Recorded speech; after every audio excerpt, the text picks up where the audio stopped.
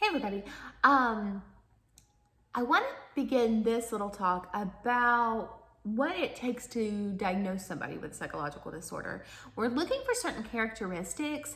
We are looking for distress. Does it affect someone's daily life? Does it affect their relationships? Does it affect their ability to earn a living? Does it affect their quality of life? We're also looking at, is something maladaptive or irrational?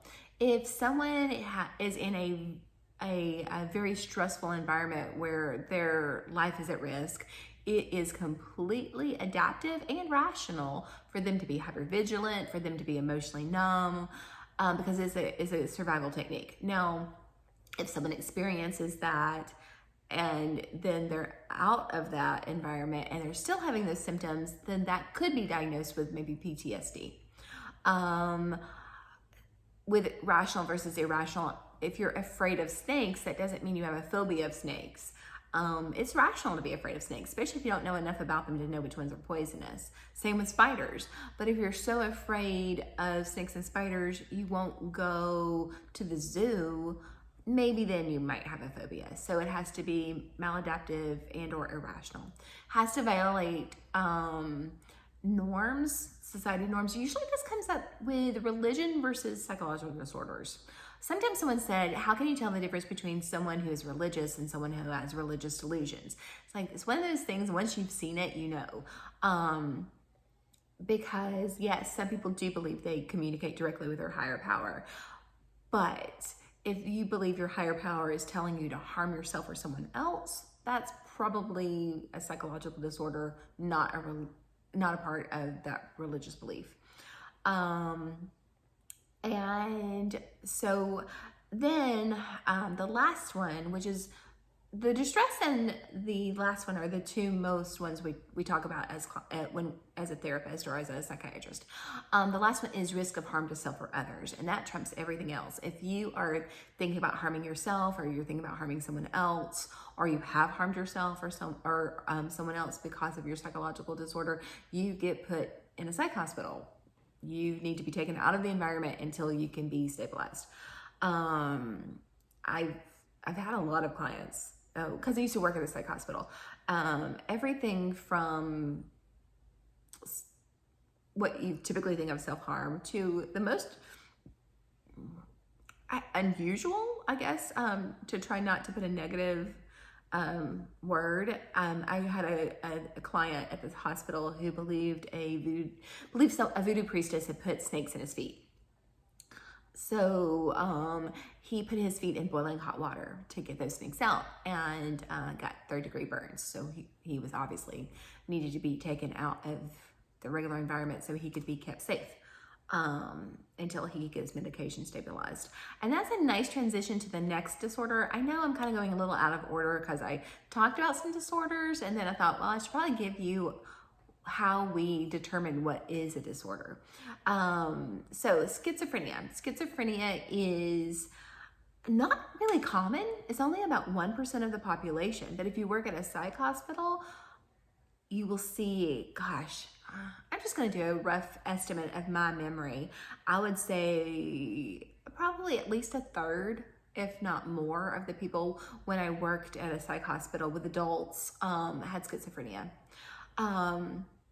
But again, only 1% of the population. But it is a very difficult disorder to treat. And it is a disorder that typically causes a lot of stress.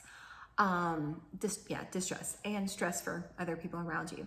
So most of the big things you see, the things that an outside person would see with schizophrenia, would be hallucinations and delusions. Hallucinations are hearing things that are not there and seeing things that are not there.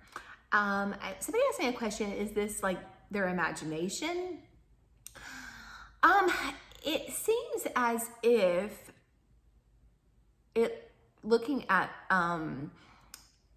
brain images and brain scans, that it is something that's coming from within their brain that they're misinterpreting as an outside communication. Like if I have an internal dialogue in my head and I'm thinking questions and having a little mini conversation in my head, it would look similarly to someone hearing auditory hallucinations. But the difference is I know I'm having an internal dialogue in my head, and I'm pretty much in control of it. Whereas someone who's having hallucinations, it thinks that that dialogue is coming from an outside source, not an internal source. So that's the last I have heard about that, as far as research goes. So it's tricky, and you could tell somebody, oh, it's all in your head. They will not believe you, and they will call you a liar, and they may become aggressive with you. Arguing with someone who's having an active psychotic episode, meaning hearing things that are not there, or seeing things that are not there, or having delusions, and that's what psychotic means. It doesn't mean overly emotional or something like that. So if someone keys your car, they're not psychotic, unless a voice in their head told them to key your car, and that's why they did it. But anyway, so arguing with them doesn't really work. Medication works pretty well. So I hope that answers the questions about hallucinations. Now with delusions, those are, again, you really can't really argue with them because it doesn't really work. We have delusions of persecution or paranoia, where you believe someone's out to get you. This is why a lot of nurses get hit by people with schizophrenia, because imagine, I'm in a hospital. I think everyone there is going to try to hurt me. So someone comes at me with a needle. Gee, I might fight. I probably would. I would definitely fight. Self-preservation. So I have found when I was working with people with schizophrenia, approaching them very calmly, very kind of slowly from the front. One day I was walking in a psych hospital, and I'm a fast walker and a loud walker, and this patient turns around and says, "Are you following me?" And I said, "No, I'm walking in the same direction as you." And he's like, "Okay." And he's like, "Oh, good. I'm glad he accepted that."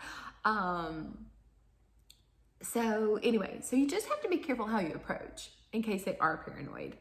Another form of delusions is grandiosity or religiosity. Grandiosity, most people I've met, if they believe that there's something very special about them, it's usually religious. I think it's because religion is such a big part of our culture that we tend to, things we don't understand, we put it in a religious box. Like if I hear voices that I don't understand, I'm going to think it's God. And this has nothing to do with the existence of God. This is just talking about how I'm going to use the culture I'm in to explain something I don't understand. So with religiosity delusions, I've met people who thought they were Jesus. I met people who thought that their heavenly father was literally their father.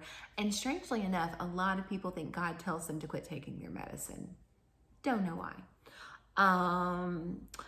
I haven't met anybody with delusions of grandeur that weren't religious, but there's a good movie called A Beautiful Mind that's loosely based on someone with schizophrenia, and he believed he was a spy, and he was not.